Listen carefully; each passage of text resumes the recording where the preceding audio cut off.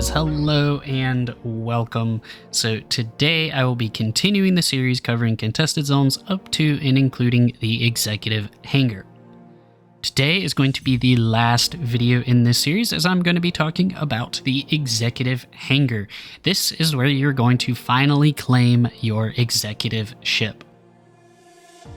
For this zone, you will need to bring all 7 of the tablets which you received in the contested zones.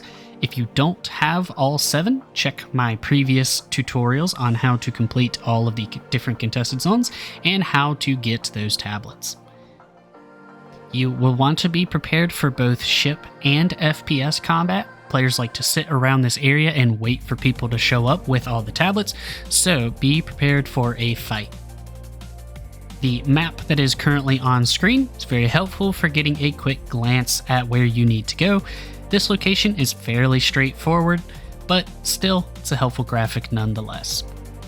For the executive hangar, it doesn't matter as much where you set your spawn, but if you have a ship with spawn capability, it is helpful should you die and your ship isn't dead.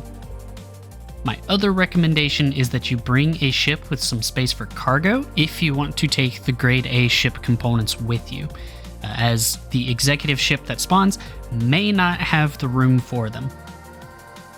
When you are ready with your FPS kit and all 7 tablets with you, set directions for PYAM X Hang 01. This is the asteroid base closest to the sun. This location is a cluster of 3 asteroid bases, each with the ability to spawn an executive ship. From this point on, you are in PvP territory, so should you see any other players, be prepared for a fight. Make your way to one of the 3 asteroid bases. These will be similar to the asteroid bases you entered for the red cards, or if you've been to any of the other RABs, it'll be like those as well. You're going to want to look for a spire sticking out to know where the front is.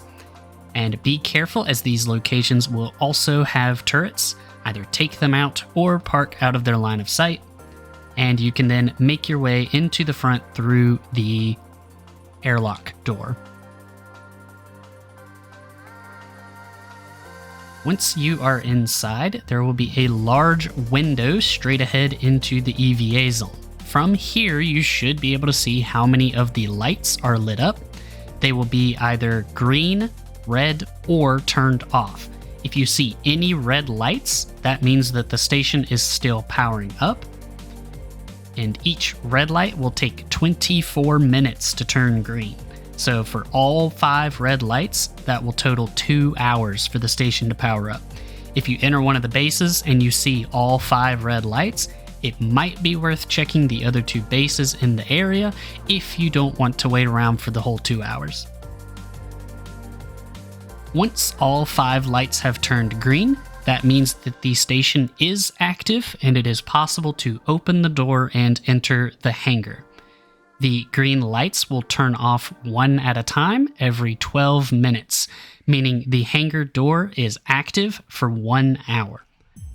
5 minutes after the last green light turns off, all 5 lights will turn red, restarting the process. Only when green lights are active and no red lights are active will inserting the comp boards unlock the door. So that means you can have, let's say, 3 green lights and 2 turned off. It will still work, but if it is 3 green and 2 red, it will not. Once you have only green lights active, you can enter the EVA zone and begin inserting the tablets. They are inserted on 3 pipes around the room. Just look for the green X's, and the numbers for each location are shown right next to where you are inserting the tablets. And as with all of the other things you're taking from your inventory, be sure to lower your gun before carrying the tablets from your inventory, as it may swap places with your gun. And once all tablets are inserted, the closed door should now open. This door will remain open for 30 minutes, after which anyone inside will be instantly killed and any ships inside will be destroyed. You can then make your way through to the elevator that will then take you down to the hangar. You will see hangar access A and B. These will take you to the same hangar, it'll just be on either side of it. You can then make your way through to the other side of the hangar, and you will see a fleet manager terminal like you would see in your own hangars. You can then interact with it, and there will be one ship listed with the option to claim. After you hit the claim button, it is officially yours. Do note that it can only be claimed by one person, so if you're in a group, figure out who's going to be taking the ship before getting here. There are currently 5 possible ships that you can receive. As I list them out, I will have a picture of them up on screen just so you can see what they look like. First off, you're going to have the F-7A Hornet Mark II. You will also have the F-8C Lightning. You can get a Drake Corsair. You can also get a Drake Cutlass Black, which is the ship that we got in my example footage. And you can also get the Gatek Sulin. All of these are going to be their executive variants. This means that they are going to have the executive skin, as well as some component upgrades compared to the base ship.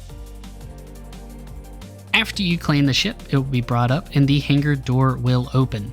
This hangar door will remain open for 10 minutes. In this time, you can load any components onto the executive ship, or if you have a cargo ship waiting at the hangar door, you can load it into that ship as well. You can then fly away in your brand new ship. And at this point, you have completed the entire contested zone and executive hangar loop. So congratulations, and hopefully you like the ship that you just got. If you have any questions regarding the executive hangar, feel free to ask in the comments below, and I will try my best to answer them. Hopefully this video was helpful and you enjoyed it. If you did, be sure to hit that like and subscribe button, and I will see you guys in the next one. Bye-bye.